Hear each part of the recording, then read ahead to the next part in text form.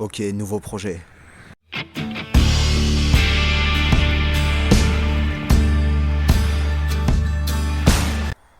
Il est là, il est beau, il est magnifique. Comme je t'avais expliqué, du coup, c'était un pick-up de chantier qui était élitroyé à la montagne et voilà, il servait à construire, transporter du matériel pour construire des chalets. Bien vécu, il a bien souffert aussi, mais globalement, il est quand même en très très bon état. Il est fonctionnel, hein, il roule, pas de problème. Euh, Sauf que voilà, vu qu'il a été utilisé de façon intensive, tout ce qui doit être usé est usé.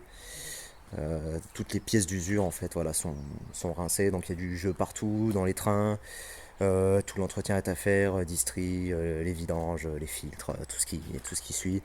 Il y a un petit peu de carrosserie aussi, mais rien de méchant. Il y a surtout du travail au niveau de la benne, en fait, qui est quand même un petit peu mâché, mais rien de méchant.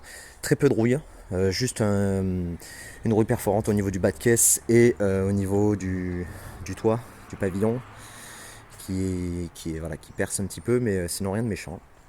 Globalement, l'intérieur aussi est en très bon état. Je vais te le démarrer, je vais te le sortir, je vais t'en parler un peu plus. Mais voilà, tu vois, à l'intérieur, bon, c'est moi qui avais démonté les consoles là pour nettoyer parce que par contre c'était vraiment dégueulasse dedans. Il y avait des poils de chien partout.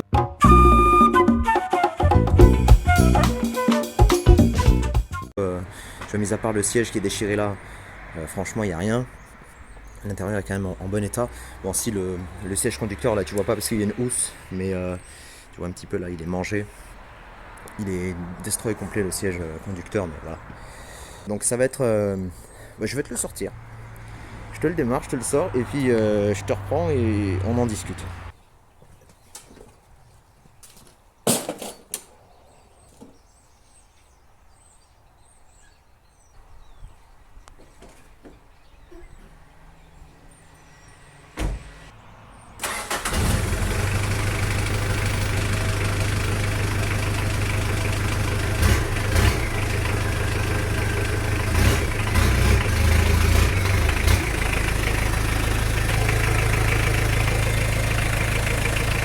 Je te montre un petit peu là tant qu'il tourne. Mais après je vais couper parce que c'est quand même bruyant et tu vas rien entendre après à la caméra.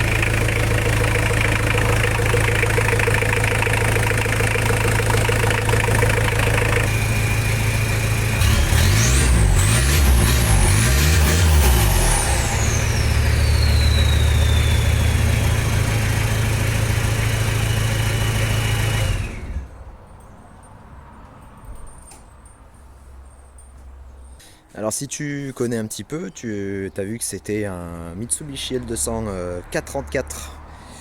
Le pack Sport celui-ci, double cabine. Pourquoi pack Sport? Parce que d'origine il y avait les options avec les jantes, les élargisseurs de voie, les élargisseurs là, que tu vois sur les portes. Enfin, élargisseur d'aile, pardon, mais élargisseur de voie d'origine sur les quatre roues. Il y a des cales d'élargissement. C'est un 2,5 litres turbo sans intercouleur. C'est un modèle rare, le pack sport comme celui-ci en général, on les voit, ils sont beaucoup plus fins et ils n'ont pas des gros pneus. Bon, voilà, celui-là il est vraiment cool, il est vraiment joli. Donc je te disais 2,5 litres turbo, le KL, non, 4D56, voilà. C'est le nom du moteur 4D56 qu'on retrouve sur énormément de machines de ces années-là. Très bon moteur, indestructible, pas très puissant mais énorme, très coupleux. Par contre ça fait 90 ou 95 chevaux je crois, un truc comme ça. Je te mettrai un petit détail là de la fiche technique du pick-up. Donc comme tu peux voir, tout est quand même en bon état. Bon, il y a un petit peu d'étoiles d'araignée parce que forcément c'est une machine qui là attend son tour gentiment depuis quelques années. J'attendais d'avoir la place et maintenant je peux enfin m'en occuper. Donc je vais te faire un petit tour et puis après je t'expliquerai quel est le but de ce projet et qu'est-ce qui va devenir. Voilà, comme tu peux voir, il est quand même assez propre. Il n'y a que la benne, tu vois, qui est mangée. Bon, après le haillon, alors, tu vois pas grand chose, mais le haillon, je vais le remplacer parce que bon, je vais pas m'emmerder, il est défoncé. Après, l'aile, je vais la refaire. Là, je vais débosseler. En bas, là, c'est pareil. Et de ce côté-là, tu vois aussi, c'est enfoncé ici. Mais voilà, je vais refaire. Ça, c'est pas un problème. Par contre, il me manque une baguette là. Et de l'autre côté, je crois qu'il me manque une baguette aussi. Alors ça, c'est là. Là et là, tu vois. Ça va être peut-être compliqué à trouver. Je sais pas. Donc si tu sais, si tu connais quelqu'un ou si tu connais un endroit où je peux trouver des baguettes comme ça m'intéresse. Après la benne, tu vois, globalement, elle est pas défoncée. Sur les passages de roue un petit peu là et là, tu vois que ici c'est percé, on voit le jour. Mais ça c'est pas un problème, tu vois. Ça me fait, ça me pose aucun souci. Donc voilà. Et ce que je te disais, du coup, en rouille perforante. Donc tu vois que là les bas de caisse sont bons. Il n'y a aucune corrosion en dessous, même les trains, tu vois, ils sont très propres. La corrosion que je te disais, du coup, c'est voilà, c'est au niveau du pavillon ici, tu vois. C'est enfoncé, là c'est percé. Ici, c'est bien percé là. Voilà, tu vois. Et de l'autre côté, voilà, ça a percé là et là, tu vois. Ici et ici, je vois pas mon doigt. Mais ça, c'est pas méchant. En plus, c'est un profil arrondi, tu vois. Donc, ça va être facile à refaire. Après, vraiment, tout est bon. Les quatre roues motrices fonctionnent bien. J'avais changé les moyeux débrayables. Et en fait, les autres étaient pas morts. C'est juste que j'avais un problème au niveau de la dépression de la boîte de transfert qui fait que en fait, ça débrayait mal les cardans. Mais du coup, bon, j'ai ceux-là. C'est des AVM. Je les ai payés 400 boules. Ils sont excellents. Mais bon, voilà. Je les ai changés pour rien. Enfin, bon, je les aurai en rab de toute façon. Voilà, comme tu peux voir à l'intérieur. Tout est quand même assez propre, hein. Tu vois, c'est pas défoncé, hein, mais dans la moquette, tu vois, elle est sale. J'ai déjà nettoyé, je te jure. C'était dans un état, c'était pourri. Mais voilà, rien n'est pété. Tout est quand même très propre. Ça, c'est la console que j'ai démontée, hein, j'ai tout, hein. Et le tableau de bord, donc je sais pas si tu vas arriver à voir, mais fais le focus s'il te plaît, voilà. Tu vois, il a 251 000. Alors, c'est pas énorme en soi. Et le moteur est vraiment en excellent état. Le dernier contrôle technique, il passait à la pollution et tout, vraiment nickel. Enfin, super. De toute façon, voilà. On va tout refaire. Alors, dans l'idée, pour t'expliquer un petit peu ce projet, depuis que je suis gosse, moi, ce qui me fait triper, c'est le tout-terrain. C'est quand j'étais gamin, je regardais le Dakar, tu vois. Et mon père a toujours roulé dans des pick-up. Et moi, j'ai toujours dit, quand je serai grand, je me paierai un pick-up. Et les choses ont fait que j'ai eu ce pick-up là. J'aurais jamais acheté ça de moi-même, mais c'est un excellent pick-up et je suis très heureux de l'avoir aujourd'hui. Voilà, il est là et maintenant je le garde parce que je l'adore. J'en suis vraiment tombé amoureux. Moi, je serais parti sur un V8 ou sur un V6 essence, mais voilà, il est là donc je l'aime comme ça. Aux États-Unis, quand le Mitsubishi L244 se vendait en Europe, au Japon, enfin voilà partout, aux États-Unis, il se vendait une version qui s'appelait Dodge Ram 50. Et il est trait pour trait identique, mais les connaisseurs peuvent voir la différence. C'est qu'en fait, le Ram 50, il n'a pas le double cabine. C'est juste un simple cab avec une benne un peu plus longue. Et après, c'est exactement la même mécanique, c'est les mêmes pièces. Sauf que forcément, aux États-Unis, il est dispo en essence et en V6. Il n'y a pas de V8 par contre, en V6. C'était une gamme de petits pick-up. Alors, petits pick-up avec des gros guillemets, hein, parce que ça reste quand même gros, mais bon, pour le marché américain, t'as compris, c'est petit. Et du coup, moi, mon projet, c'est que je voudrais le passer en Dodge Ram 50. Alors, comme tu peux voir, attends, je vais te montrer. Comme tu peux voir, et comme tu as vu sûrement sur la miniature, j'ai déjà en fait acheté tous les badges. Celui-ci, c'est celui qui va sur la calandre. Tu vois, il va quelque part comme ça. C'est celui qui va sur la calandre. J'ai également les badges que tu mets sur les portières, tu vois, à la place de L284. T'as marqué Ram 50 Sport. Bon voilà, j'ai déjà tout ça. Donc le projet, ce sera de le passer en Dodge Ram 50 avec une peinture. Alors, je t'en parle pas trop parce que j'aimerais te garder la surprise, mais avec une peinture, ça va être monstrueux, et c'est le cas de le dire. Et réflexion totale. En fait, je veux que ce soit un pick-up fiable, donc je vais tout refaire à neuf.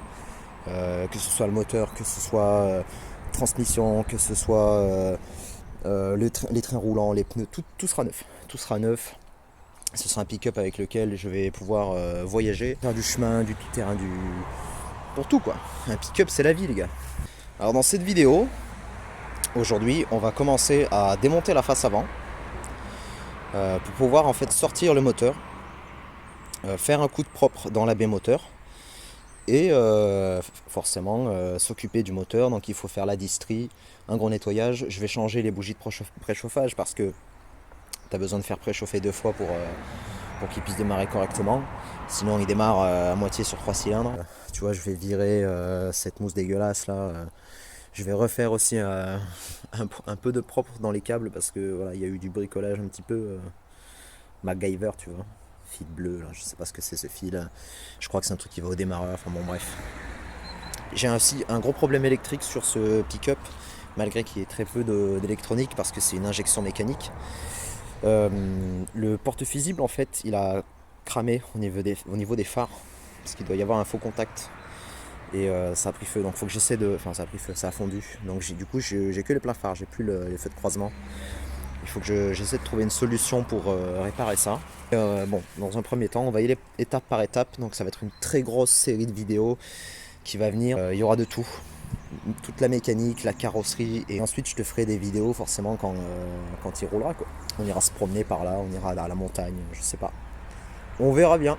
Je vais la rentrer un petit peu plus dans le carport et puis on va commencer à attaquer. Ok, alors je t'ai installé là comme ça. J'espère que tu vas pas voir que mon cul durant tout le timelapse. Mais voilà, je vais essayer de voir ce que ça donne pour te faire un timelapse de quand je démonte. Et puis si je vois quelque chose d'intéressant, je te reprendrai à vitesse normale.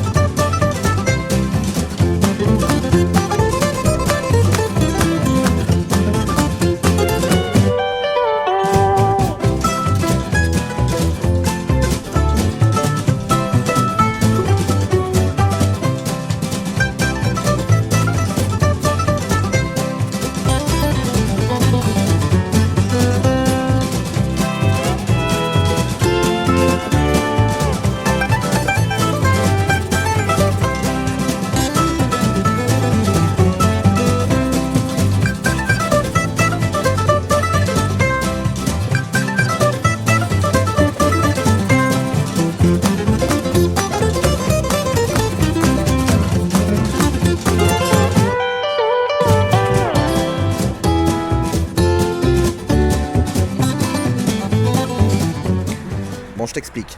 Mais je suis toujours emmerdé avec celui-là. Là. Donc, je vais essayer de prendre Rhino, ici présent. Et je vais essayer d'être en assistance. Ça va usiner.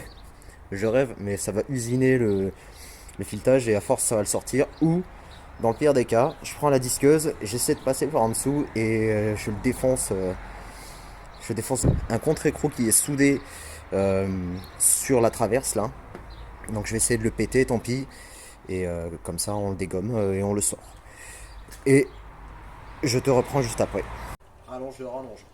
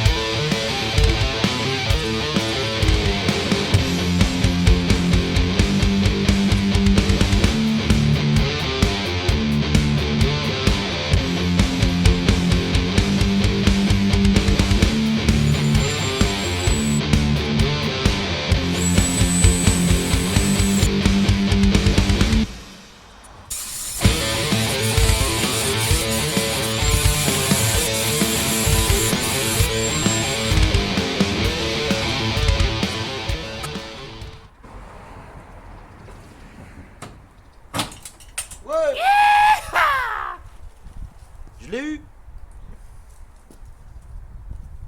Faut jamais lâcher, tu vois, quand ça bloque, un coup de Dremel et t'y arrives toujours.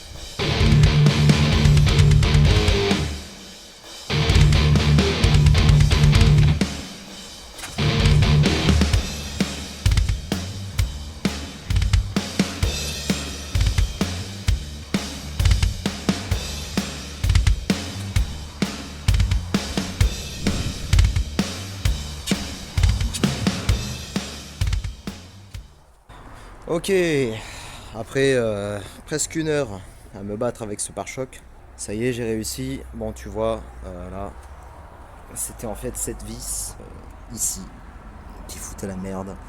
Voilà, du coup, je l'ai défoncé avec la Dremel, comme t'as vu.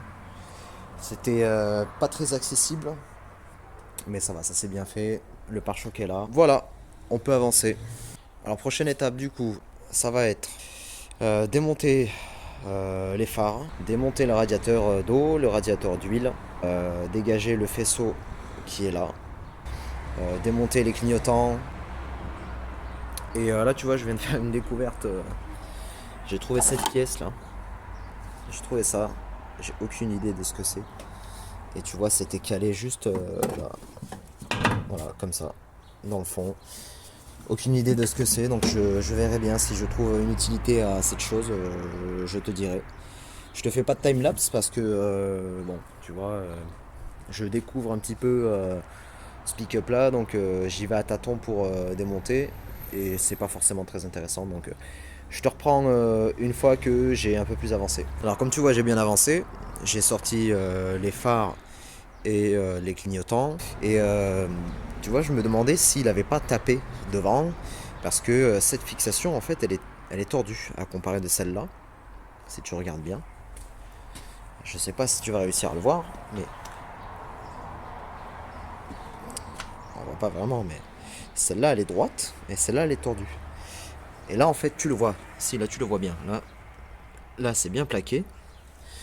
Et là, et là, et là, et là. Et là, en fait, il y a un jour. Et heureusement, en fait, ça a pas, enfin, ça a tapé, mais c'est pas tordu. Je pensais que c'était tordu au niveau du masque avant, tu vois. Sauf qu'en fait, ici, il manque une vis. Il manque une vis. D'ailleurs, là-bas aussi, il manque une vis. Et au moment où ça a tapé, bah, ça s'est tordu un peu. Alors, je pense que c'est cette pièce-là qui est tordue. Parce que j'ai regardé un petit peu et tu vois tout le. En plus, c'est pris sur c'est le berceau en fait. Hein. Tu vois, c'est même pas le masque avant, c'est le berceau. Tout le berceau en fait, il est vraiment droit. Donc heureusement, c'est que cette pièce là. Donc j'ai de la chance. Alors j'avance un peu plus et puis comme d'hab, je te reprends dès qu'il y a du nouveau. Voilà, ça y est, j'ai retiré le radiateur. Donc, tu peux voir ventilateur avec le visco-coupleur là. Et bon voilà, ça s'est bien passé. J'en ai un peu chié pour cette durite là. Parce qu'elle était collée, j'avais pas d'accès avec la pince pour la décoller. Sinon voilà, petite journée de travail. Bon, le radiateur il est niqué, hein. Ça je le savais déjà de toute façon. Je vais te le sortir, attends, pour te le montrer. Voilà, tu vois l'état du radiateur. Il manque la moitié des petites ailettes là, tu vois. Comme ça. Et puis il se décompose littéralement. Regarde. Tu- Il se décompose, il est pourri quoi.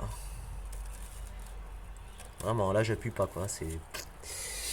Voilà, donc le radiateur il est mort, c'est pas grave. De toute façon, voilà, c'est un gros projet restauration, donc forcément il y aura beaucoup de choses à remplacer parce que, comme je vous l'ai dit, c'est un tracteur. C'est un pick-up qui a bien vécu, même s'il est encore assez intègre. Voilà, tout ce qui doit être usé est usé. Ah oui, je voulais te dire, quand j'ai sorti le radiateur d'huile là, qui était là, en fait le retour et l'arrivée, ou l'arrivée et le retour, je ne sais pas. Je crois que c'est l'arrivée et le retour. Normalement, oui, c'est ça. Du coup, pour les sortir, tu vois, ça c'est du dur. Et c'est du dur jusqu'à là, et là ça passe en flexible, jusqu'au porte-filtre. Voilà. Et du coup, pour sortir ces tuyaux, tu vois, qui passent là, je voulais en fait desserrer ici. Sauf que le problème, c'est que j'arrive pas à les desserrer et j'ai peur de les péter. Donc je vais voir si je peux desserrer en bas au niveau du porte-filtre. Tu vois rien là, tu vois. Voilà, ici là. Là, tu vois, t'as le filtre. Et en fait, ça vient de l'autre côté. Bon, bref, je vais essayer de le dévisser par là. Et si vraiment j'y arrive pas, tant pis, je serai obligé de les péter, mais il faudra que j'en achète d'autres. J'espère que ça se trouve. Sinon, je les ferai en raccord AN. Je sais pas. On verra. Voilà où est-ce qu'on en est. J'ai j'ai dû couper du coup les raccords d'huile qui arrivaient jusqu'au radiateur d'huile parce que c'était complètement grippé à ce niveau-là. C'était impossible à desserrer, j'étais en train de le tordre, donc bon, de toute façon c'était pété. Je les ai coupés, j'ai peut-être un plan pour les refaire faire sur mesure par un vieux pote. Et du coup, j'ai débranché le faisceau qui se compte au nombre incroyable de 5 prises. Même pas, je crois. Tu vois, t'en as deux ici. Euh, une sur le démarreur. 3.